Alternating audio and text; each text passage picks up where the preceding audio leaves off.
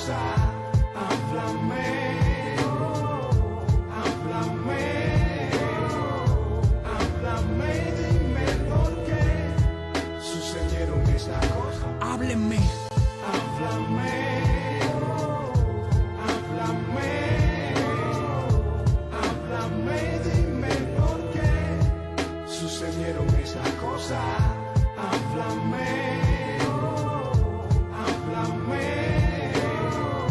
háblame, dime por qué sucedieron esas cosas.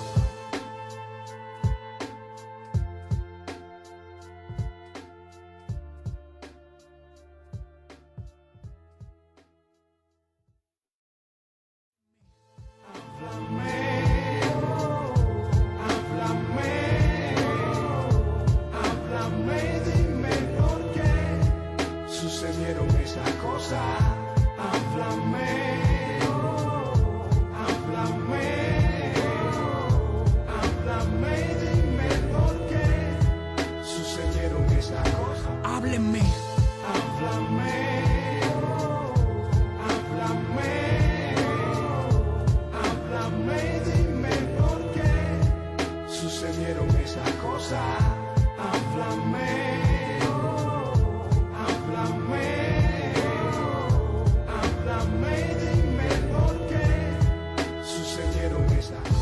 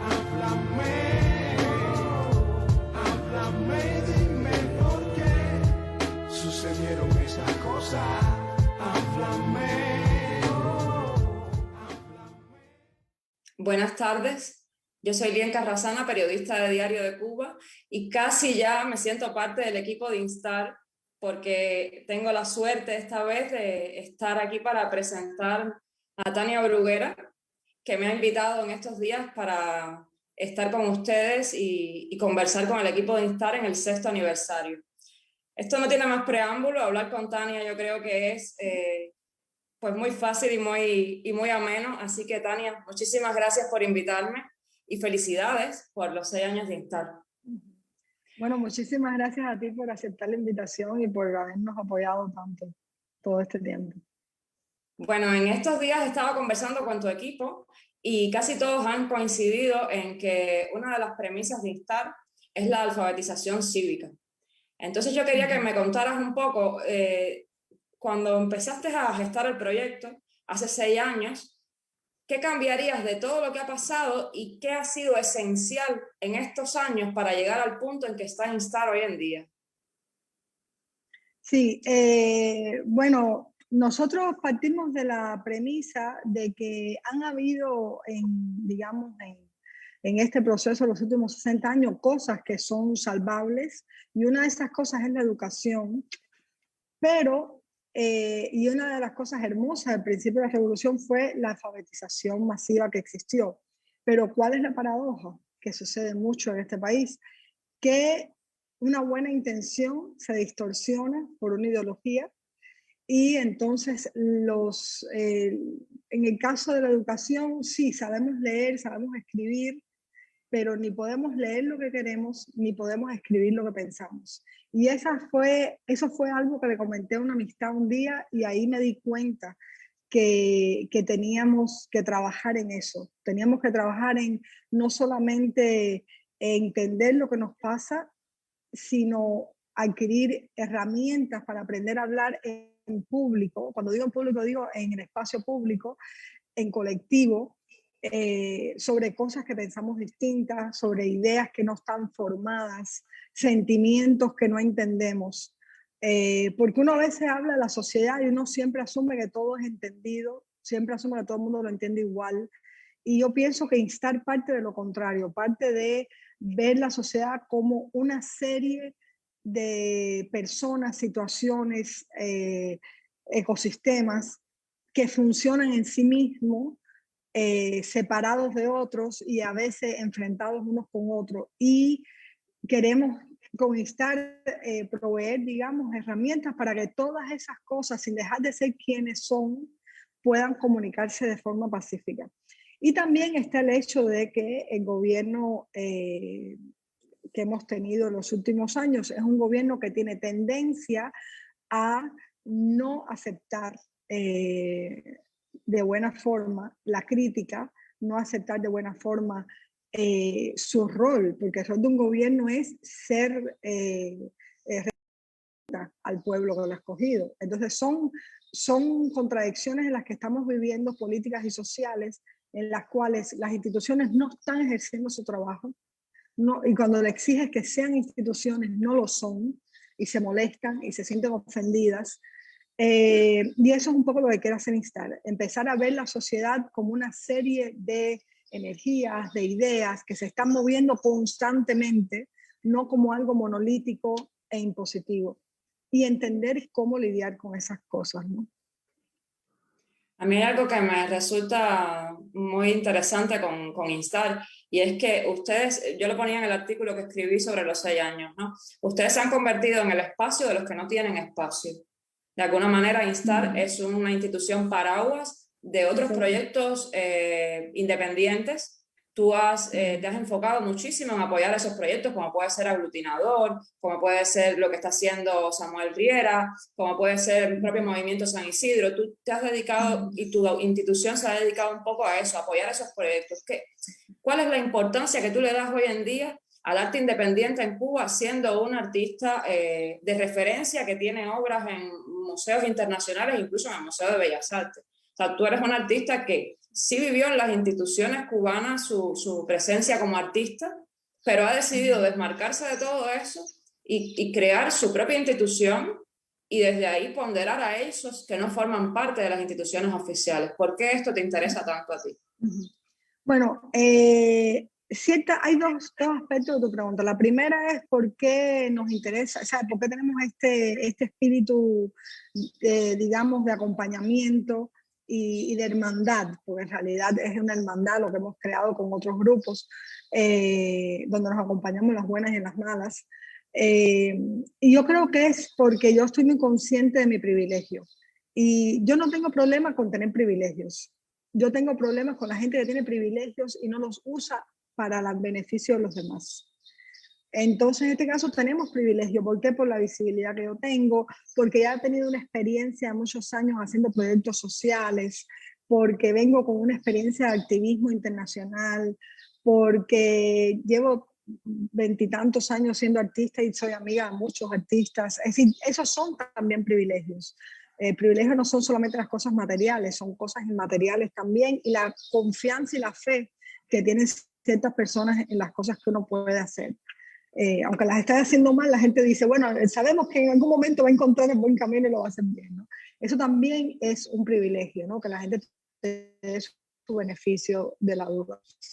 Y estuvo siempre muy claro, es algo que por ejemplo Marta María siempre habla, Camila también habla, de que nosotros en realidad somos eso, ¿no? Una institución de instituciones independientes, o sea, un instituto de otros.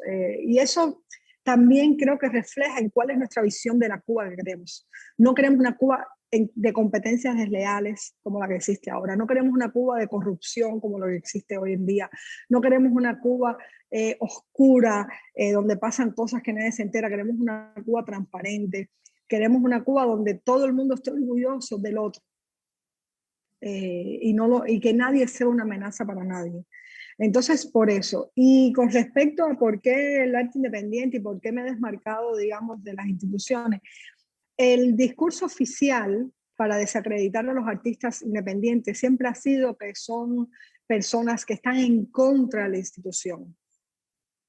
Yo no digo que haya personas que hayan perdido su fe en las instituciones, pero quizás no han perdido la fe en las instituciones todas, sino en las instituciones cubanas. Porque yo no he perdido la fe en todas las instituciones, he perdido la fe en, por ejemplo, las buenas intenciones de las instituciones cubanas. Entonces, en mi caso fue un proceso largo. Yo estudié en Elisa, San Alejandro, etcétera, y yo empecé a hacer mi obra y los primeros problemas que yo encontré con mi obra no fueron mi propia creación. Tú sabes que los artistas siempre, los autores artistas, siempre estamos... mi primer encontronazo fue precisamente con el poder. Cuando ellos empiezan a ver cosas en la obra que yo estoy haciendo, en las que yo ni siquiera había pensado. Yo empecé haciendo mi primera obra así más conocida, fue un homenaje a Ana Mendieta, que era una persona que había emigrado fuera de Cuba, y hice la obra en un contexto en el cual los artistas cubanos se estaban yendo debido a la censura tan profunda y tan agresiva que hubo con la generación de los 80. Y entonces la gente en el poder, es decir, las personas en los Ministerios de Cultura, en el Consejo de la Plástica, empezaron a ver conexiones políticas que yo no era mi intención realmente. Y ahí yo me di cuenta que en este país no tienes otra opción, aunque te digas a político, que hacer un posicionamiento político. Porque el silencio es un posicionamiento político. Y entonces fue un proceso largo, me empezaron a censurar y yo al principio no quería decir que me habían censurado. Uno se siente al principio como mal, porque ¿qué hice mal? Uno siempre piensa que es culpa de uno al principio, cuando tiene esos problemas, cuando empiezas a dejarte de invitar a exposiciones. Pero después un día te das cuenta que no eres tú, que son ellos. Y que tú estás haciendo lo que tienes que hacer, que es tu obra, y reflejar tu pensamiento de la realidad, tu idea de la realidad en tu obra, y que son ellos, que ellos lo que quieren es tenerte completamente embobecido. Y para el poder en Cuba nunca es suficiente cuánto tú bajas la cabeza. Siempre hay unos centímetros más que ellos quieren que tú la bajes. O sea, yo conozco personas en este país que han bajado la cabeza, que se han, entre comillas, arrepentido de cosas, y nunca le es suficiente este poder aquí en Cuba. Siempre te empujan un poco más abajo. No importa cuán abajo tú hayas bajado la cabeza. Y es algo que un día me di cuenta, entonces empecé a cambiar mi manera mi actitud hacia la censura, mi actitud hacia las cosas que estaban pasando en las artes visuales, el hecho de que por qué la seguridad del Estado tenía que llamarlo a uno para conversar, por qué razón un Ministerio del Interior tiene que hablar con uno, tú no eres un artista, ¿no? Y poco a poco fui viendo más cosas. Yo fui a estudiar fuera de Cuba 2 años y ahí empecé a ver cosas en internet, empecé a ver entrevistas con expresos políticos, con gente haciendo otras historias del principio de la revolución. Y entonces empecé a crearme una imagen más compleja de lo que había sucedido. Me empecé, por ejemplo, me leí el libro de Iliana de La Guardia, me leí el libro de uno de los que luchó con el Che en Bolivia. Es decir, empecé a leer cosas, a ver materiales a los cuales tú no tienes acceso aquí en Cuba, y me empecé a dar cuenta que había una verdad en eso que estaban contando, o sea, no era todo blanco y negro. Y empecé a darme cuenta de las incoherencias profundas que tenía este sistema y de las injusticias profundas que había sufrido una gran parte del pueblo cubano. Has dicho muchas cosas que quiero puntualizar en ellas, pero bueno, dijiste algo al principio que me interesa muchísimo, que tiene que ver con la transparencia de las instituciones, la falta de transparencia de las instituciones cubanas, y algo que tu equipo resaltaba como uno de los logros de Instar, que es de alguna manera la horizontalidad y la cultura del consenso que tienen ustedes allí. Yo quiero que tú me hables de eso, aunque también luego, por el tema de la transparencia, hay otro punto que ellos destacan significativo, que es el tema de la financiación, que yo sé que para ti es muy importante, de cómo financias tu proyecto. Entonces serían 2 preguntas. Una es dedicada a esto, al consenso, que para ellos es muy importante, y lo otro es la autofinanciación, que ustedes la llevan con mucha transparencia. Bueno, te voy a confesar algo. La horizontalidad y consenso no fue un proceso fácil. No fue un proceso fácil porque yo creo que en Cuba nos educan con una verticalidad de pensamiento, de conducta, en la cual uno a veces incluso se siente huérfano, se siente desvalido cuando no ve claramente esa verticalidad o esa línea que hay que seguir, ¿no? Y también por eso me interesaba hacer un proyecto pedagógico, ¿no? A mí me parece que es importante aprender, es desaprender y aprender otras cosas, ¿no? Y fue difícil porque al principio yo, por ejemplo, teníamos una idea, ¿no? Llegaba el día de la reunión y ¿qué tenemos que hacer? Ah, no, yo no sé. Claro que yo sí sabía. Por supuesto que yo sabía, pero yo decía, no, yo no sé, a ver, ¿ustedes qué creen? ¿Qué vamos a hacer? ¿Qué ideas tienen? O bueno, podemos invitar a esta persona, podemos invitar a esta... O sea, y fue difícil porque era como, siempre esperaban como a un plan que yo tenía que dar para hacer, ¿no? Como eran como ejecutores de la idea de otro, ¿no? Pero poco a poco ha sido muy bonito porque también es un proceso de empoderamiento, ¿no? Y ahora es muy cómico porque a veces yo doy ideas y no quieren. Yo doy ideas y no quieren, no las quieren hacer o me dicen, no, eso no tiene que ver con lo que estamos pensando. Y es muy lindo porque cada vez que me dicen que no, yo digo, bueno, ya estamos donde queremos, ¿no? Es decir, que ya ellos se sienten que es su proyecto, pero además se han creado su propia idea de qué cosa es Instar. Y yo creo que una cosa importante en Instar es que cada persona que trabaja en el equipo tiene su propia imagen de qué cosa es el instituto. Y eso es lo que lo hace rico. Es curioso porque yo te iba a preguntar si Instar es tu obra más ambiciosa, pero como me lo estás contando es casi una obra colectiva. Es una obra colectiva, es una obra colectiva. No puedo decirte que es mi obra. Fue iniciada por mí, yo tengo esta categoría de iniciador, yo fui la iniciadora, pero no puedo decirte hoy que sea mi proyecto, es el proyecto de un equipo de gente. Y es un proyecto también de la gente, porque muchas veces la gente en la calle, ¿sabes? Cuando te digo en la calle no es en la calle, pero bueno, los amigos, los otros artistas, nos han venido con sus ideas de qué cosas instar y eso nos ha ayudado a hacer un proyecto, a darnos cuenta de que falta algo y es muy bonito, porque es como un espacio que transpira de otros lugares también, ¿no? Y también que se da cuenta cuando se equivoca. Una cosa muy linda, yo creo que tenemos que somos muy autocríticos positivamente, ¿no? Como, mira, esto salió mal, pues cómo lo hacemos mejor otra vez, cómo lo cambiamos.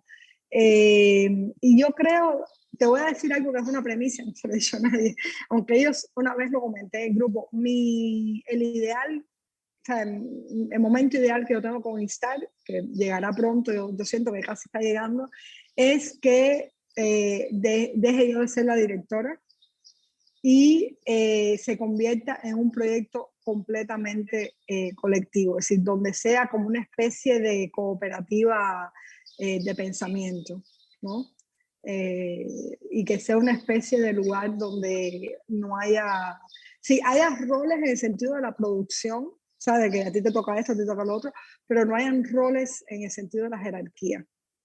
Por ejemplo, nosotros hicimos un documento, Juliana, por ejemplo, que ha estado también desde el principio en Instar, ella hizo, nos decía, tenemos que hacer un documento fundacional.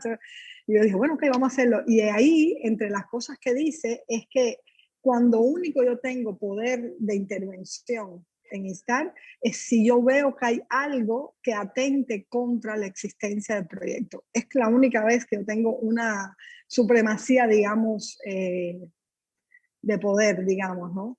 Y es algo que no he tenido que usar nunca, o sea, nunca ha pasado. Y es bonito eso, ¿no? Como, y ahora es cómico, yo creo que ahora las personas que trabajan en Instar, yo creo que va a ser muy difícil trabajar en otro proyecto que sea jerárquico, porque ya como que les han cogido, ya han entendido, le han cogido el gusto, ¿no? Y es como crear el espacio democrático real, ¿no? Yo creo que la democracia no es un proyecto a construir en el futuro, a donde se llega, es un proyecto que se construye día a día, cuando tú pones en la balanza tus derechos y el derecho de los otros, ¿no? Bueno, justamente Marta María en las declaraciones que me daba decía que para ella es el ensayo de democracia que quiere ella para el país y para el país donde quiere Nina, que viva su hija. Ella sí, quiere sí. estar así. Y a mí No, me... Nina, déjame decirte que Nina es una inspiración para nosotros, porque Nina nació estando en Instar ya, ella trabajando en Instar, y Nina es, cada vez que nosotros pensamos dónde viviríamos, eso sería algo que a Nina dentro de 5 o 10 años estaría orgulloso, y eso lo usamos muchas veces en cuando estamos planificando cosas, ¿no? Qué genial. ¿Cuáles son los principales retos que enfrentan hoy en día? Luego volvemos al tema de la financiación, pero yo creo que Sí, con lo que que me estás contando, los retos a los que se enfrenta hoy Instar, porque me hablabas de que, claro, tú en algún momento podrías intervenir si veías en peligro el proyecto, pero también a veces es difícil, el riesgo puede ser externo, digamos, claro, es lo mayormente es externo. mucho, en este momento lo es. Yo creo que tenemos muchos, ahora mismo, a ver, Instar desde que nació con una fricción, o sea, nació en una relación de fricción con el gobierno, no porque fue nuestra intención, sino porque creo que a ellos les molestó primero el hecho de llamarlo instituto, es decir, de apropiarnos de la idea de crear una institucionalidad y de crear instituciones paralelas, porque el gobierno cubano yo creo que se ha sentido dueño y señor y con el derecho absoluto sobre la idea de las instituciones, entre otras muchas cosas. Entonces, el hecho de nosotros imaginar una institución paralela, que además es mi práctica artística, o sea, yo he hecho muchos libros de historia del arte, tal, he tenido entrevistas por eso, porque mi práctica de muchos años ha sido crear instituciones paralelas, no para criticar las que existen, sino para dar un ejemplo constructivamente de lo que queremos. Yo siempre digo que lo mejor que le puede pasar a una obra que yo haga, a un proyecto social que yo haga, es que no tenga necesidad de seguir existiendo. Porque quiere decir que su función se realizó, que ya eso cambió, lo que lo originó, la razón por la que hubo que crear ese problema, ese proyecto ya no existe. Entonces, en este sentido, los retos han sido al principio, es decir, el reto también es, creo, no caer en las dinámicas tóxicas, aburridas, abusivas y cíclicas, que es decir, que te cansan de represión del gobierno cubano. Es decir, nosotros hemos tenido También, por ejemplo, momentos en que hemos tenido que sentarnos y pensar si vamos a hacer público o no alguna agresión del gobierno. Nosotros hemos recibido muchísimas agresiones. A Instar le echaron ácido por debajo de la puerta y por las ventanas. Nos han cerrado el llavín para que no podamos entrar a hacer un evento. Le han metido un pedazo de hierro. Nos han cortado el internet constantemente. Hemos tenido policías fuera cercando Instar por mucho. O sea, tenemos una campaña de descrédito. ¿Sabe? Personas que trabajan en nuestro equipo han sido llamadas por la seguridad del Estado varias veces interrogatorio. Es decir, tenemos un reto muy concreto que es esa agresión constante y parte de nuestro reto es cómo responder con claridad de mente y cómo responder de manera fresca y sin intoxicarnos de todo ese ácido, ese ácido que nos echan arriba en el sentido mental, ¿no? Que llega un momento que ellos te llenan la cabeza no es miedo, es que te llenan la cabeza de preocupaciones y tratan siempre de sabotear los proyectos. Porque yo creo que el mérito mayor que tiene Instar, y es algo por lo que yo personalmente lucho constantemente, es que no importa lo que esté pasando en Cuba, no importa lo que esté pasando en otros proyectos, no importa lo que nos esté pasando a nosotros mismos, Instar tiene que seguir. No puede parar. Porque el día que Instar pare, ellos habrán ganado. Entonces creo que... Y tenemos otros retos, tenemos también el reto de personas que... Mira, nos ha venido muy bien estar en internet ahora con la pandemia porque nosotros hacíamos los eventos en vivo y era difícil, era muy difícil que la gente viniera. Mucha gente venía y después los llamaba a la seguridad del Estado y los intimidaba. Y entonces a veces, por ejemplo, invitamos gente de tremendo calibre internacional y lo que había eran 12 personas o 15 personas en un evento. Porque, ¿no? Y también tenemos esos retos, es decir, verdaderamente a la gente le interesa educarse cívicamente, porque tampoco estamos haciendo un proyecto tan agradable en el sentido de, ay, vamos a hacer fiesta, vamos a divertirnos, ¿sabes? Es algo, la educación no es lo más popular, realmente. Y entonces yo creo que también son esos retos, no es solo el gobierno el que nos pone retos, sino la misma desidia, la misma... sentir que no importa lo que tú hagas, no va a pasar nada. Es decir, esos son retos grandes que tenemos también. Bueno, yo ponía en el artículo de los 6 años de Instar, justo terminaba con eso, porque el día que lo escribí y lo publiqué, tú tenías una patrulla en la puerta de tu casa. Y yo decía, tristemente, Tania está siendo vigilada, sitiada e impedida de salir de su casa y no es noticia. Porque no es noticia porque te pasa todos los días y hemos normalizado la represión en Cuba. Y eso yo creo que es un peligro, porque lo que me estabas comentando ahora mismo, el hecho de que ustedes tengan que valorar si hacen o no pública una información que les está afectando es también para cuidar un proyecto. Porque es lo que tú decías, la gente no se va a acercar a un proyecto que está sumamente vigilado, que está sumamente controlado y que les marca. A raíz de esto... Nos pasa una cosa, Lian, que ahora que estamos en internet, me imagino, o sea, yo sé que esto es algo, por ejemplo, a Camila, a Martica le interesa mucho y lo ha enfatizado mucho cuando hablamos. Nos pasa una cosa interesante, que cuando están las directas, a veces tenemos, digamos, no sé, 12, 20 personas, que no es tanto, ¿verdad? Sin embargo, 2 o 3 días después, esa misma directa, cuando es vista en video, donde no se sabe quién la vio, donde no sale tu nombre, la tenemos con 1000 vistas, por ejemplo, o 2000 vistas. Y tú dices, ¿cómo es posible? Si ese día hay 20 personas, nada más. Claro, cuando es en vivo se ve quién está, ¿no? Y entonces todavía queda esa cosa Claro. sí, del anonimato como una protección. Pero está bien, nosotros no queremos forzar a nadie a hacer algo para lo que no esté listo, porque yo sí creo que nosotros vemos todo esto como un proceso personal en el que cada cual va llegando a sus propias conclusiones y forzar eso nunca es positivo, ¿no? En tu caso personal, como mismo Instar, has sufrido todo este hostigamiento, tú lo has sufrido también. En tu caso personal has sido calumniada y bueno, también digamos que te has querellado con Humberto López, entre otras cosas que has hecho. ¿Cómo ha afectado esto a tu vida personal y a las relaciones interpersonales? Porque esto que me decías también pasa al plano personal. de gente que me imagino que te dirá, yo lo siento, pero yo a tu casa no voy.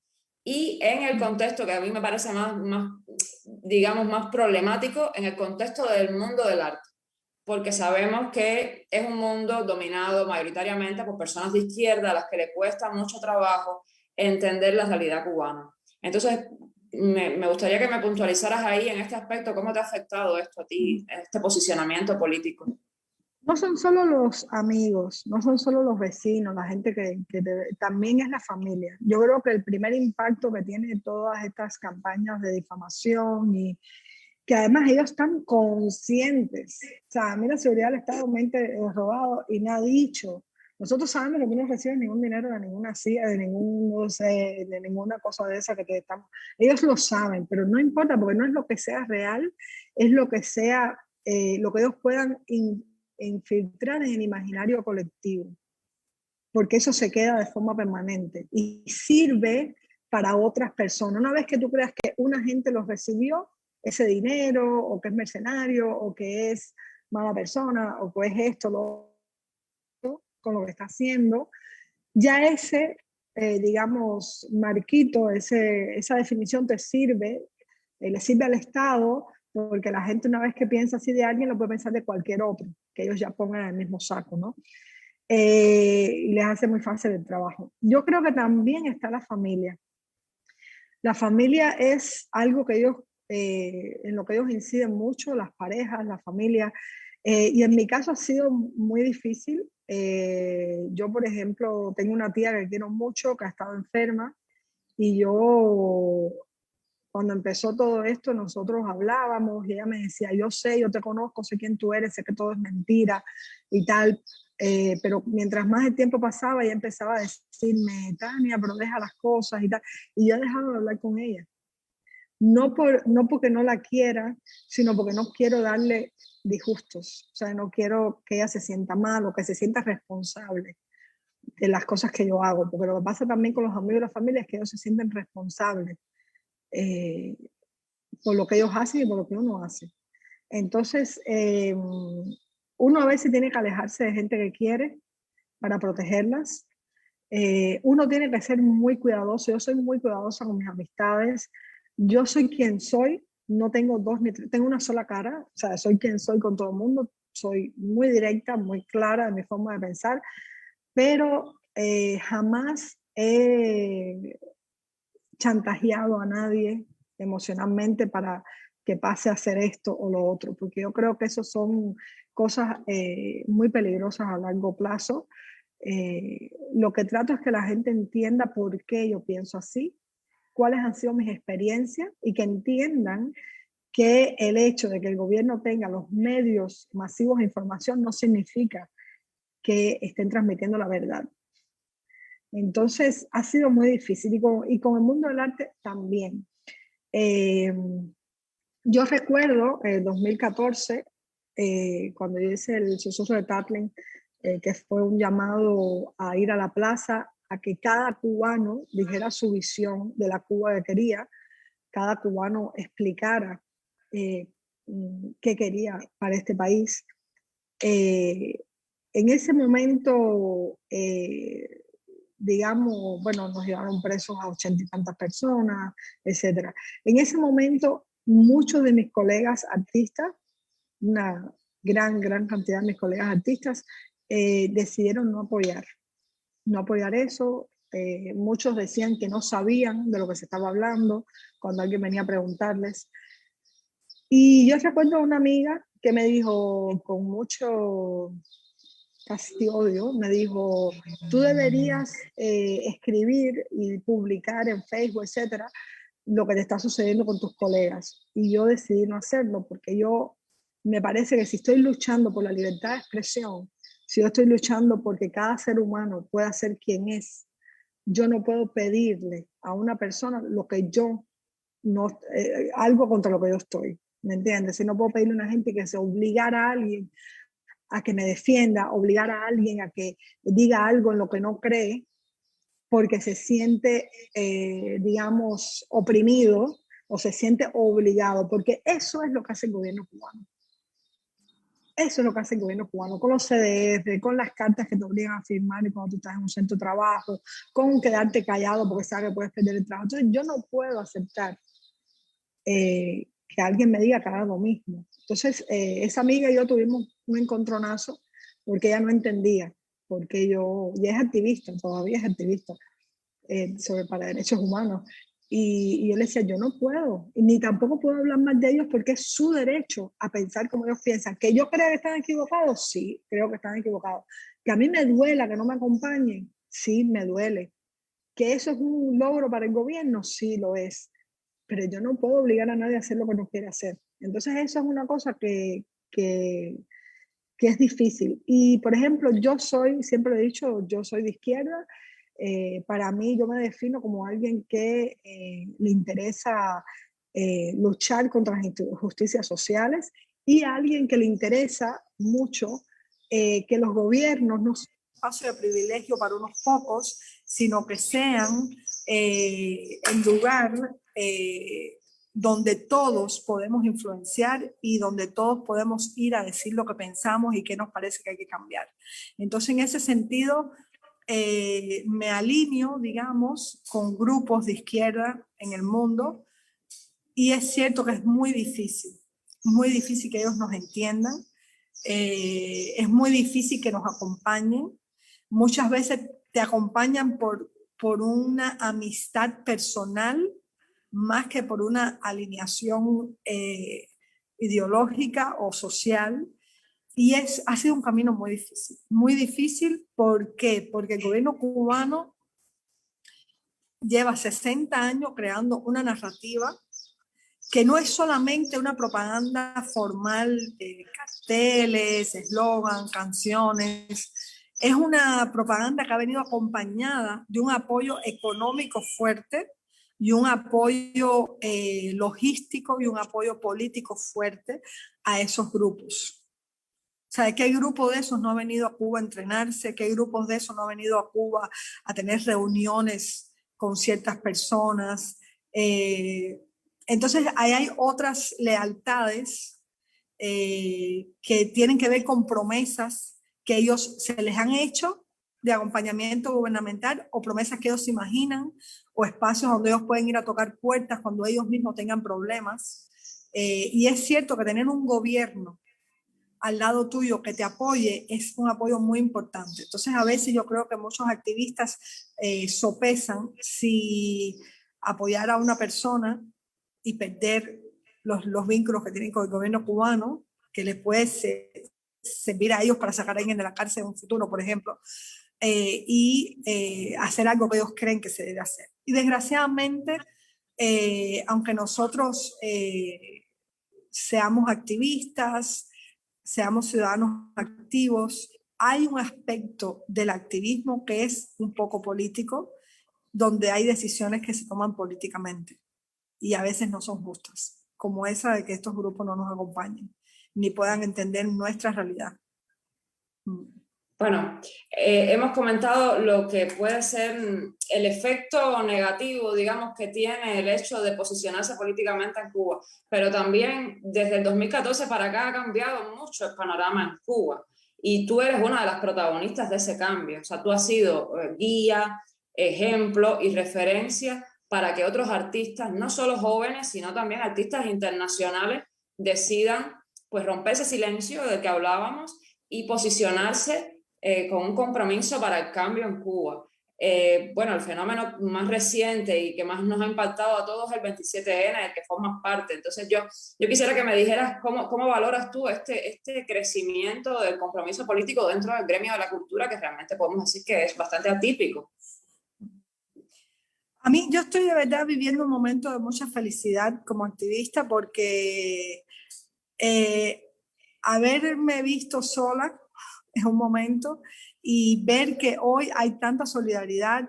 No quiero decir que las alianzas no sean complejas, que no haya momentos donde discutimos y conversamos cosas difíciles, pero es un momento muy hermoso porque ya yo estoy viendo la Cuba que yo quiero. O sea, ya la Cuba que yo quiero existe. No está en el poder, no es mayoritaria, no tenemos quizás en nuestras manos las herramientas para crear esas leyes que sostengan estas ideas y estos comportamientos, pero ya existe, esa Cuba ya existe. El otro día, por ejemplo, nosotros en el chat 27N invitamos personas que se unan y entró una persona del Partido Comunista. Algo bastante inesperado. Una persona del grupo invitó a alguien del grupo que pertenece al Partido Comunista y fue muy interesante lo que se creó en ese momento. Hubo personas que se fueron del chat, hubo personas que agredieron, ¿sabe? Que le hicieron preguntas difíciles a esa persona. Esa persona también vino con una actitud un poco como que muy orgulloso, sin entender que habían personas ahí que habían sufrido, digamos, los embates de ciertas políticas del Partido Comunista. Entonces fue una cosa maravillosa, fue dura, difícil, pero fue maravilloso porque al final entendimos y realizamos un proceso de sanación colectiva, donde después todo el mundo regresó al chat, la gente que se había ido, todo el mundo entendió que lo más importante no era si tú piensas así o piensas allá de otra manera, lo más importante es estar en ese grupo donde está ese tipo del Partido Comunista, también está un tipo del UNPACU, está también una persona que es religiosa, está también el LGBTI, están muchas personas que tienen no solo agendas diferentes, sino experiencias diferentes con este gobierno y contra lo que estamos luchando. Y eso me parece una cosa tan hermosa, y lo decíamos en el chat, esto es como un ensayo de lo que va a suceder en Cuba. Es un ensayo de lo que nosotros queremos.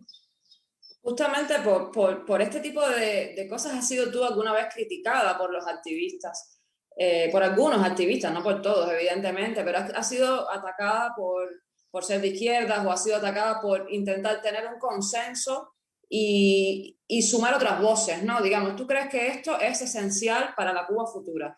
Que tengamos en cuenta a otras voces incluidas, incluso las voces como pueden ser de personas afines al régimen o digamos que no tienen muy claro el posicionamiento político que deben tener. Mira, yo personalmente no estoy de acuerdo y sé que tengo amigos activistas que no van a estar de acuerdo con esto que estoy diciendo. Yo no estoy de acuerdo, por ejemplo, con prohibir ningún partido político, con prohibir no estoy de acuerdo con eso. Estoy de acuerdo con crear un estado legal de derechos que naturalmente impida que esas cosas florezcan. Es lo importante, porque tú no puedes volver a hacer lo que te hicieron a ti. Una de las cosas más importantes en este proceso en Cuba es de sanación que vamos a necesitar y que ya estamos ejerciendo, es romper el ciclo de violencia y el ciclo de abuso emocional y abuso político que existe y eliminar ese odio político, esa violencia política a la que hemos estado sometidos por tanto tiempo. Y para eso hay que hacer cosas difíciles, ¿no? Y yo creo que sí, que esa Cuba del futuro, eso con todos y para el bien de todos, se dice de forma demasiado ligera. O sea, sí creo que es la única solución, pero no es un camino fácil, ni es un camino muy doloroso, donde mucha gente van a tener que sanarle la herida al otro. O sea, el que ejerció esa violencia va a tener que sanar una herida y van a haber personas que indudablemente van a tener que pagar por cosas. Pero esa no puede ser la actitud con la que vayamos a ese momento. No podemos ir con una actitud revanchista, una actitud vengativa. Tenemos que ir con una actitud de entender, porque aquí en este país todo el mundo tiene a un tío de la seguridad del Estado, a un padre que fue, no sé, jefe de un departamento de no sé qué, a una mamá que fue alfabetizadora, a un primo que es Camilito. Es decir, eso fue uno de los genios de las cosas inteligentes que hicieron aquí. Crearon una estructura social en la que todo el mundo se debía afectivamente, de alguna manera, al proceso revolucionario. Entonces tú no puedes ahora obviar eso. Tú no vas a matar a un primo. Tú tienes que entender y hacer a ese primo entender por qué eso que él hizo estuvo mal. Va a ser un proceso muy difícil, pero yo creo que ya en el 27N estamos haciendo cosas de ese tipo. Somos personas que a nadie será pedido que piense diferente, pero hemos logrado siempre encontrar algún punto en el que todos podemos estar de acuerdo. Y eso yo creo que es el ejercicio más difícil que tenemos que hacer, ¿no? Y ese punto no puede ser, perdona, ese punto no puede ser solamente derrumbar una ideología, derrumbar un gobierno, no puede ser solamente destruir. Ese punto en común que tenemos que encontrar todo tiene que ser un punto en común para construir.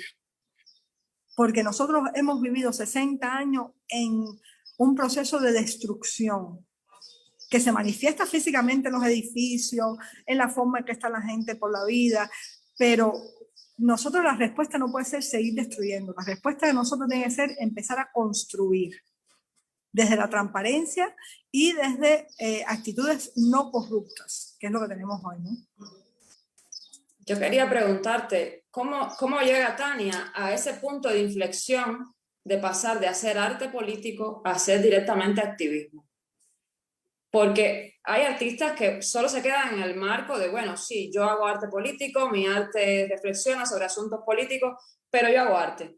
Yo no me paro con un cartel, ni voy a la casa de no sé quién, ni recibo un acto de repudio como recibiste tú el año pasado en la puerta de Movimiento San Isidro. Entonces, hay un poner el cuerpo en el activismo.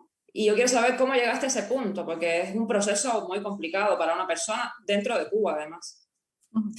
A ver, a mí no me fue tan difícil porque primero yo no conocía el activismo en Cuba.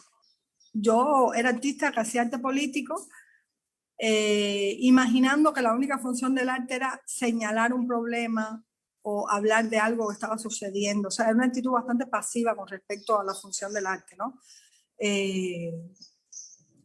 Y en Cuba tú no conoces activismo, ¿no? Ahora sí, ahora hay activismo también, pero en ese momento yo fui a estudiar fuera de Cuba 2 años, una maestría, y ahí conocí el activismo, ahí empecé a ver cosas, no solamente como te decía antes sobre Cuba, pero también empecé a ver cómo las personas respondían ante la injusticia de forma directa.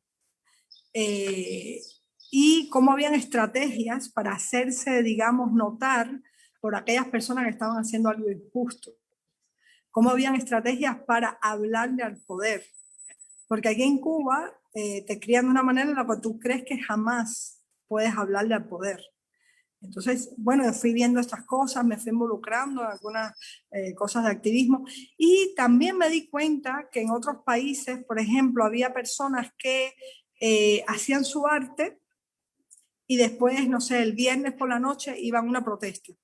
Y era como 2 cosas separadas, ¿no? Y yo no entendía por qué. ¿No? Yo decía, pero ¿por qué no pueden ser las 2 cosas? A lo mejor hacían arte político, pero después... Y era como yo empecé a pensar, es que el arte puede... la energía que uno crea con el arte, es que esa energía puede verdaderamente cambiar algo. Y entonces me empecé a hacer esa pregunta, ¿es que el arte puede cambiar la realidad? ¿Es que el arte puede cambiar la sociedad? Y eso me llevó a enfrentarme a mi propia producción artística de otra manera. Ya para mí no era suficiente señalar, sino tratar de crear sistemas de cambio. Tratar de involucrar a personas que estaban, que eran parte de esa opresión, digamos, ¿no? Y eso, pues sí, también yo hago performance, o sea, lo que yo hago es performance y arte social, entonces viene muy a tono con el activismo, realmente. Performance es poner el cuerpo, entonces... Es súper gracioso porque para mí, yo nunca me hubiese imaginado que te iba a terminar entrevistando. Cuando yo estudié en San Alejandro, y esto es un poco anecdótico, pero en las pruebas para entrar a LISA, Francis Fernández me preguntó sobre mis referencias, ¿no? Y una de las referencias que yo te nombré como referencia, porque justo en aquella época yo hacía como video performance o algo así. Y claro, es que tú eres la referencia de muchos artistas a los que les interesa el performance, la expresión social dentro del arte. Digamos que eso, por ejemplo, se ve reflejado en alguien como Luis Manuel Otero Alcántara, que creo que es como tu discípulo más Él iba a todos los visible. talleres de Instar. Él es el alumno más, sí iba a todos los talleres de Instar. Sí. Exacto, y luego también él te ha mencionado muchas veces como una de sus referencias, y creo que es el ejemplo más reciente de la maquinaria del régimen contra un artista disidente, ¿no? Digamos que yo quisiera que me dieras tu valoración sobre esto y que todos estamos muy Sí. preocupados también por su situación, y cómo de alguna manera para los artistas que como él y como tú están haciendo un trabajo que ya se desmarca de no solo arte, están incidiendo en la sociedad directamente, puede ser pues esto, un riesgo, ¿no? Esto puede ser una advertencia que está mandando el régimen. Miren, esto es lo que yo les tengo preparado, ¿no? Bueno, primero aclararte una cosa, yo puedo hacer una referencia, pero desgraciadamente es porque hay un grupo de artistas que vinieron antes de mí en el arte cubano, a quienes no se le ha dado todavía su lugar en la historia del arte cubano, que son los artistas de los 80, que fueron las personas que me inspiraron a mí ser la artista que soy hoy. Las acciones, los performances que ellos hacían en las instituciones, arte calle, haciendo ese performance en el UNIAC, y en cuando hicieron el performance en la Bahía de La Habana, Grecis Novoa, Ángel Delgado, la propia Sandra Ceballos.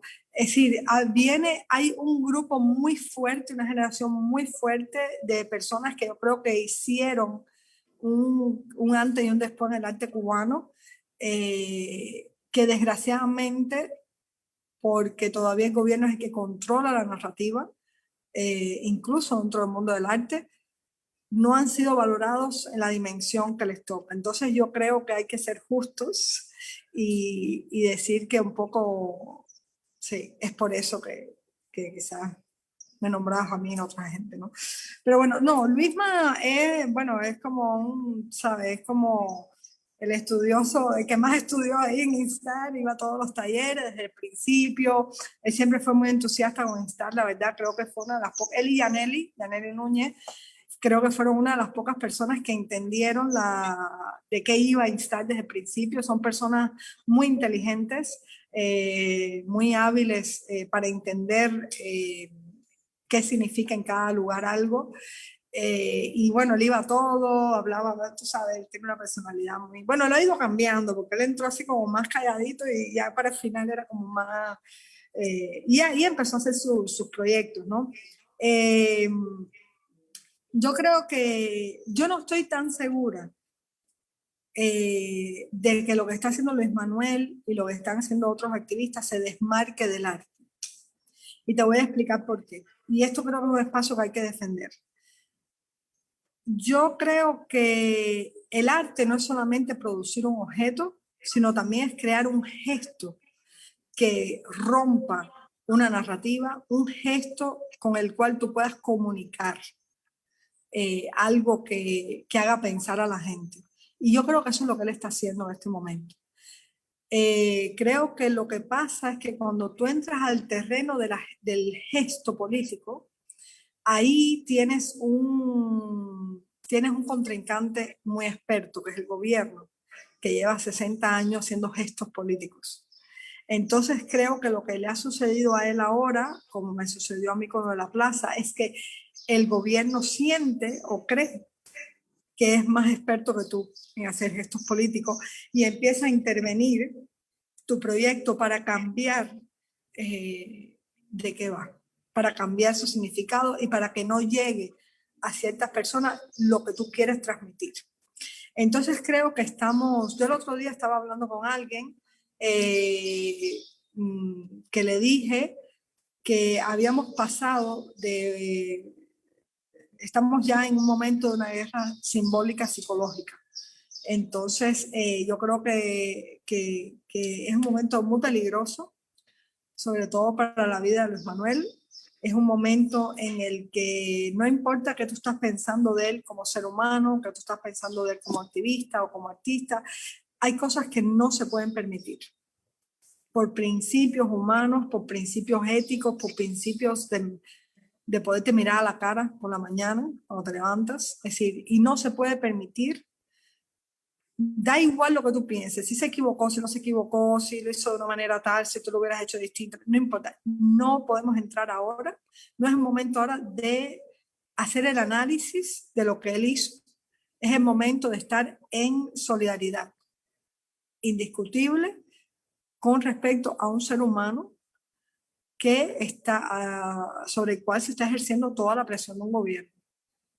Y nosotros, por suerte para él, ya no estamos en 2014, ya los artistas sienten una cierta responsabilidad con respecto al otro y saben que su voz se escucha, saben que una persona, no sé, Carlos Varela, por ejemplo, otro día hizo unas declaraciones, la gente empieza a entender que tiene que usar sus privilegios para que otras personas sobrevivan. Entonces yo creo que es el momento perfecto para que todos nos unamos y le digamos al gobierno que no vamos a permitir más abuso contra nuestros compañeros. Llegó ese momento, ya llegó. Nosotros, mucha gente estaba dando tiempo a que, bueno, lo dejan una semana, a lo mejor lo suelta, que es la normalización de la cual tú estabas hablando ahorita, ¿no? Pero ya ese momento pasó. Creo que ahora no, o sea, el gobierno tiene que sentir el mensaje de todos que no estamos de acuerdo y no lo vamos a permitir, no se va a permitir. A mí me gusta mucho una serie que ustedes han llevado a cabo desde Instar, que son unas imágenes tipo en las que van poniendo pues algunas imágenes de represión y ponen esto no es un performance. Ah, o sea, sí. yo creo que eso es clave, ¿no? De alguna manera entender que lo que están haciendo los activistas y los artistas independientes en Cuba es una labor que sí, puede ser artística, pero va más allá de eso, que es un poco a lo que yo me refería. Yo creo que están incidiendo en la sociedad y produciendo en la sociedad realmente un despertar. Y yo creo que por Mira, ahí va la labor de Instar también, ¿no? La labor es educativa. El problema del activismo y del arte político es que quizás en el momento que se está haciendo no se puede entender ni analizar como arte, porque el énfasis o lo que hace que funcione es que sea político. Pero con el tiempo uno puede irle dando el espacio necesario para entender como una acción artística. Y eso yo creo que es algo que es importante entender, porque hay gente que dice, no, pero eso no es arte. Bueno, no es arte ahora en este momento, porque quizás lo más importante es que no sea arte, es que sea una apertura para las conciencias de la gente, que sea una acción movilizadora, pero sí es arte, porque tú estás desestabilizando criterios y maneras de ver el mundo, y esa es la función del arte. Una de las funciones, la que a mí me interesa por lo menos, ¿no? ¿Cómo ves a Instar dentro de unos años? Ojalá que Instar dentro de unos años no exista, porque ya en Cuba todo el mundo tiene una educación cívica suficientemente fuerte como para que no haya que recordar los derechos de la gente. Le echaríamos muchísimo de menos el espacio, porque otra de las cosas buenas que tiene Instar, y yo creo que viene al hilo de lo que hablabas de Internet y lo bien que les ha venido Internet a ustedes para crear espacio, es que una de las cosas que más me parece a mí, como exiliada en este caso, muy buenas, es que ustedes logran en un espacio virtual juntar esas dos Cubas que siempre están como que separadas, ¿no? Esas dos orillas, ese arte que se ha ido y ese arte que está en Cuba. Y yo creo que eso es una cosa fundamental y por lo que necesitamos a Instar muchos años más. Y no quiero dejar de que me hables, aunque sea brevemente, sobre el tema de la autofinanciación, porque yo creo que ustedes tienen un modelo de proyecto muy interesante y que además rebate todo lo que el régimen se pasa la vida achacándolo a los proyectos y a los medios independientes, de ser financiados por el enemigo, ¿no? Cuéntame un poco, en tu caso. Mira, Instar se inspiró en un interrogatorio que yo tuve con Kenia. Yo había hecho el susurro de Tatlin en la plaza, lo de poner los micrófonos en la plaza. Ella me interrogó infinitas veces en esa época Y en uno de los interrogatorios, la obra se llamaba El susurro de Tatlin. Tatlin es, Vladimir Tatlin es un arquitecto, artista ruso de los años de la Revolución Soviética, de los 2017, 1917, etcétera. Y que, bueno, nada, en unos interrogatorios me dice, pero ¿por qué tú le pusiste Tatlin? Porque Tatlin es un revolucionario. Dije, bueno, yo también, porque tenemos distintas ideas de cosas ser revolucionario. Ella empezó como a recitar de memoria lo que estaba escrito en Wikipedia, que ella se leyó sobre quién es Vladimir Tatlin. Y era muy cómico porque era casi una cosa teatral, porque decía Vladimir Tatlin, 1800, no sé, o sea, iba así como si estuviera leyendo así en su memoria, ¿no? Y ahí empezamos a discutir sobre qué cosa es performance. Yo le decía a ellos que para mí uno de los problemas que teníamos, que no nos entendíamos, que ellos querían una obra de teatro tradicional, con un guión, con personajes, en los que no importa que tú no pegues, pero como es un personaje que te toca pasar. Y bueno, y empezamos a hablar de que el performance no era así, el performance es una cosa que se mueve, que cambia, que se inspira en las cosas que están pasando y se transforma. Y bueno, nada, fue como una lección de historia del arte que le di a ella en medio del interrogatorio. Y empecé a ver, quizás en ese momento, que una de las maneras de contrarrestar el odio, una de las maneras de contrarrestar la violencia, era el conocimiento. Porque muchas veces el odio y la violencia viene por una ignorancia, por un problema de ignorancia y de falta de recursos también. Y entonces yo salí de ahí, a aquel momento, claro, después me di cuenta que ya eso no sé si me sirvió de algo, creo que no, pero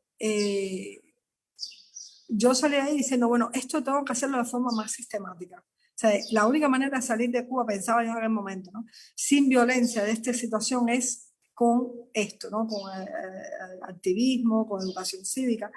Y es muy interesante porque después en otro interrogatorio, cuando ya existía el instituto, Kenia me dijo, bueno, cosas como un poco tontas, que por qué le había puesto Hannah Arendt y que era una extranjera, y entonces yo le dije que porque ellos le ponían a las escuelas y a los círculos infantiles Carlos Marx y Ho Chi Minh y etcétera, porque es lo mismo, son también extranjeros. Bueno, ahí, y porque había puesto instituto, entonces bueno, ahí le expliqué. Y en un momento yo le dije, Kenia, esto también es para ti, esto también es un proyecto para ti, te invito a que vengan a nuestros talleres. Por supuesto, ellos nunca van a venir porque ellos creen que no hace falta nada. Es un poco eso, ¿no?, entender que eso puede ser para todo el mundo. Pero cuando yo empecé, y yo creo que nosotros celebramos 6 años, porque lo celebramos desde el día que se hizo el performance de la lectura del libro de Hannah Arendt, Los orígenes del totalitarismo, que además fue muy bonito porque empecé yo leyendo, la gente fue viniendo, hubo gente, por ejemplo, como Yania, que se quedaba de noche porque se estaba muy nerviosa de que yo estaba sola con las puertas abiertas. Lía Villares vino y leyó, Claudio me prestó el libro. Así, fue una cosa muy bella, donde poco a poco la gente empezó a venir y al final fueron 50 y tantas personas las que leyeron el libro. Y entonces decimos que son 6 años porque el proceso de gestación también es parte de Instar. También es parte de Instar, ya estaba actuando, ya estaba funcionando, porque, ¿cómo se llama esto? El hecho de que cuando estábamos leyendo trajeron una brigada con martillos neumáticos a romper la puerta delante de la casa para que la bocina que habíamos puesto no se escuchara a los alrededores, y que nosotros tuviéramos la paciencia de esperar a que ellos almorzaran, es decir, que tuvieran que parar el ruido para nosotros leer de nuevo, y que ellos se fueran a las 5 de la tarde para nosotros seguir leyendo, también conformó el espíritu de Instar, que nosotros no vamos a parar. Podemos hacer una pausa porque, ok, no vamos, pero nunca vamos a parar, vamos a seguir existiendo, vamos a seguir proponiendo. Y también cuando ya yo dije, bueno, yo voy a hacer esto, proyecto, porque esto es un proyecto que, no sé, me parecía que podía ser interesante y que me hacía falta, te voy a decir también a mí como ser humano. Eh, yo empecé a pensar, lo primero fue cómo financiar el proyecto, porque yo sabía que, o sea, yo empecé a mirar para atrás otros proyectos fantásticos como Estado de Sal, que hizo un trabajo maravilloso, como tú sabes, la propia Giovanni Sánchez con su blog, ¿sabe? Hay toda una historia que también por eso nosotros en Instar nos interesa rescatar esa historia paralela que se ha silenciado, para que los activistas hoy en día no piensen que están inventando la rueda y eso los agobie, sino que entienda y aprenda de toda una historia de activismo que existe en Cuba y que sepa que pertenecen a una tradición, que no son 4 locos que un día se levantaron. O sea, hay una tradición en Cuba eh, de lucha por los derechos Eso de te los hace cubanos. sentirte arropado, además. ¿Perdón? No, que eso te hace sentirte arropado. Cuando tú eres capaz de ver, mira, hay otros proyectos que han hecho esto, hay otras historias, hay otras gentes que de alguna manera no te sientes solo en medio de un contexto que es difícil. Exacto. No, y entiendes qué funcionó y qué no funcionó, y empiezas a ver los problemas no como tu problema personal, sino como problemas sistémicos que tienes que enfrentar, como una maquinaria, un mecanismo al que otros ya se han enfrentado y a lo mejor les salió bien o mal y puedes hacerlo o no. Y eso te ayuda también a pensar que las cosas cambian, porque uno de los poderes que tiene este gobierno en cuanto a su propaganda es hacerle sentir a uno que nada cambia, cuando en realidad este país ha cambiado muchísimo, en muchos aspectos, muchos negativos. ¿Entiendes? Es decir, ha cambiado en el sentido que el adoctrinamiento, el miedo que ha sentido la gente es algo que a lo mejor no sentían 20 años antes otra generación. Y ahora la falta de miedo y el arrojo con el que la gente se enfrenta a las injusticias que está padeciendo tampoco es el mismo de hace 10 años. Entonces, es importante verle la parte histórica para uno entender que aquí estamos en otro momento también, aunque el gobierno quiera decir que siempre es lo mismo, que seguimos igual, porque no estamos igual. Entonces, por supuesto, lo primero fue cómo yo voy a financiar esto, porque un proyecto siempre lleva dinero. Yo creo que hay gente que sobrevalora el dinero. Es decir, hay proyectos que se pueden hacer con muy poco dinero. Mucha gente en el mundo hace proyectos activistas en sus tiempos libres, de forma voluntaria, pero hay otros proyectos y dando incluso lo que tienen. En Cuba lo que pasa es que nadie tiene nada tampoco, más que su tiempo y sus deseos, pero también hay otros proyectos que quizás son más ambiciosos en términos del alcance que quieren tener, etcétera, que sí necesitan un apoyo material, ¿no? Es decir, el hecho de que nosotros podemos pagar salarios que creemos que son salarios justos porque se han negociado con los... no es decir, aquí se paga tanto y si te conviene y te vas. No, es cuando ves que alguien viene a trabajar, nosotros decimos, ¿cuánto tú crees que cuesta tu trabajo? ¿Cuánto tú crees que se te debe pagar? ¿No? Y entonces ahí entramos en un proceso de negociación. Y si piensan que ya no es suficiente, pues bueno, pueden venir y renegociar, ¿no? También. Pero el hecho de que nosotros podemos pagar salarios justos y que hemos empoderado también económica y socialmente a personas que han sido desbancadas, que han sido a las que se le han cerrado todas las puertas que le posibiliten trabajar en proyectos y por lo tanto vivir de su trabajo, es importante, es muy importante también.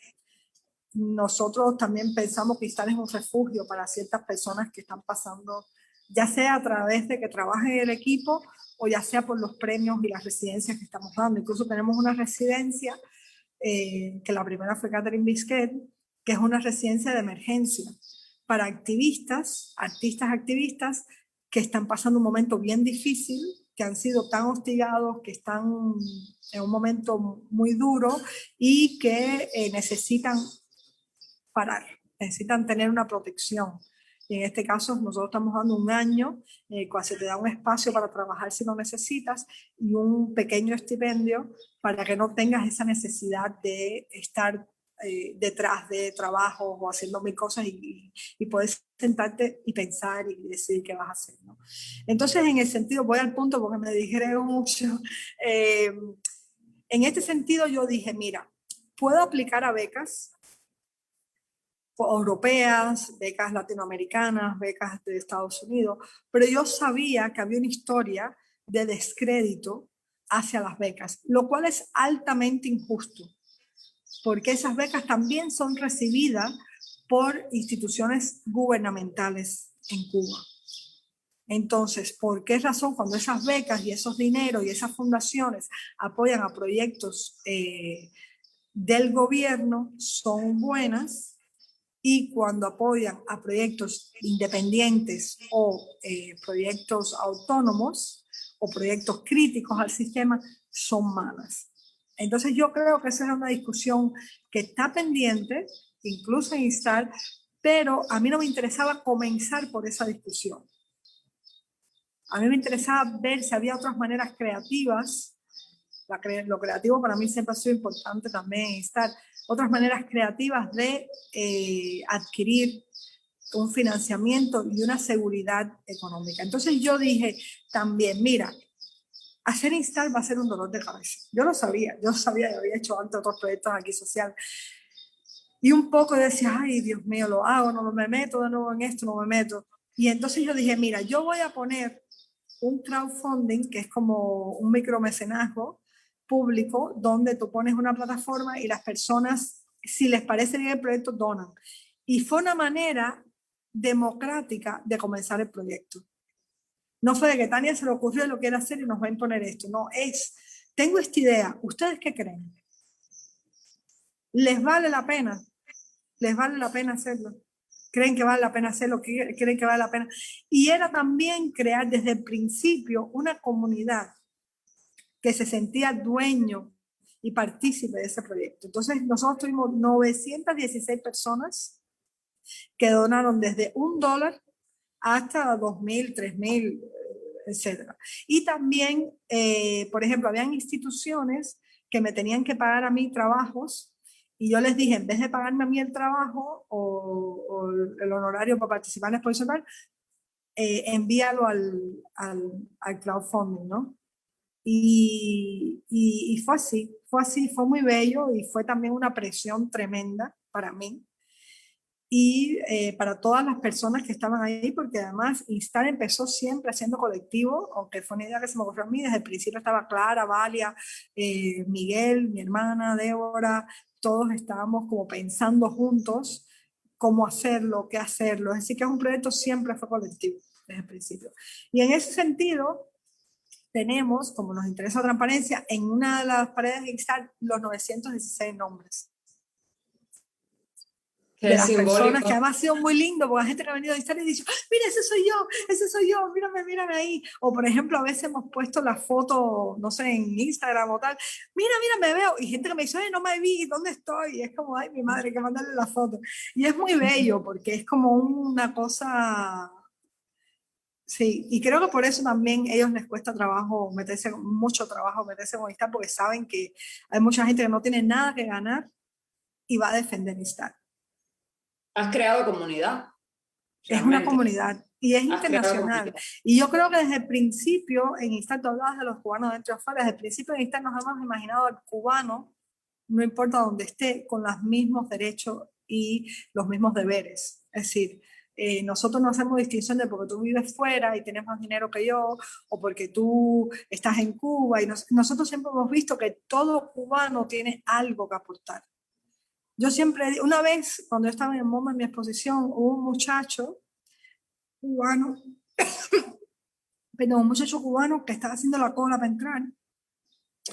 Y ese muchacho me dijo que vivía en Europa y que él trabajaba en cosas de empresas, cosas de internet, y bueno, era como, y estaba estudiando, bueno, en fin. Y él me decía, es que yo no sé qué hacer. Yo a veces siento que no puedo hacer nada, no sé qué hacer. Quiero ayudar, pero no sé. Y yo le decía, no te preocupes, ya llegará tu momento de ayudar. Quizás tu momento no es ahora, poniendo el cuerpo. A lo mejor tú lo que tienes que hacer es estudiar aún más, ser el mejor en lo que eres, para que el día de mañana, cuando esta Cuba cambie, tú puedas regresar con todo el conocimiento que tienes y aportarnos a nosotros algo que nos va a hacer falta. Entonces yo creo que es así. Hay que nosotros, y eso ya existe, ¿eh?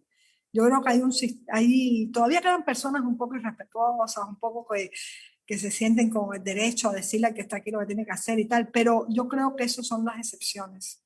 Yo creo que la mayoría de la gente se ha alineado de una manera muy bella, donde entiende qué puede aportar y cómo puede apoyar.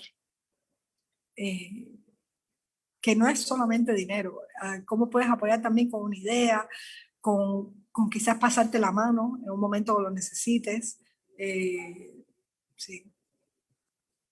Bueno, no quiero despedir este programa sin preguntarte qué te queda por hacer, qué le queda por hacer a Tania Bruguera, que ya has hecho pues infinidad de cosas, fundar un instituto, estar en un montón de museos del mundo.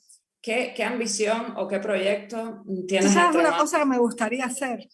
Una cosa que no he hecho y me gustaría hacer es algo que el otro día estábamos conversando, que es que el día de mañana, si Cuba cambia y las cosas son diferentes, hay que empezar por hacer una constitución nueva. A mí me encantaría ser parte del equipo o de uno de los grupos que aporta algo a esa constitución, y me gustaría, algo que he querido hacer y bueno, lleva mucho trabajo, pero me encantaría proponer una ley contra el odio y la violencia política.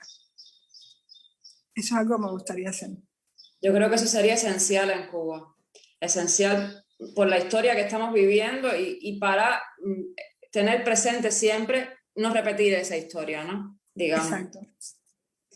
Pues muchísimas gracias, Tania, por invitarme. Encantada de estar en Instar. Y yo sí quiero que Instar funcione muchos años más. Oye, muchas gracias a ti por estar y gracias a todas las personas que nos han acompañado estos 6 años, que han creído en Instar, que nos han dado sugerencias, que nos han criticado, que nos han dado sugerencias, que nos han propuesto cosas, que nos han acompañado y por todos los que han creído en este proyecto y nada, seguimos, hay que seguir para adelante y seguir trabajando. Felicidades a Instar y muchas gracias a todos los que nos han acompañado en este programa. Chao. A ustedes, gracias.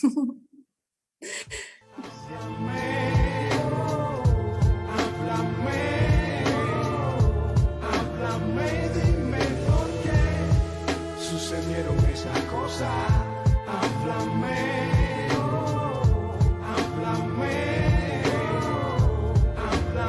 dime por qué sucedieron esas cosas. Háblenme.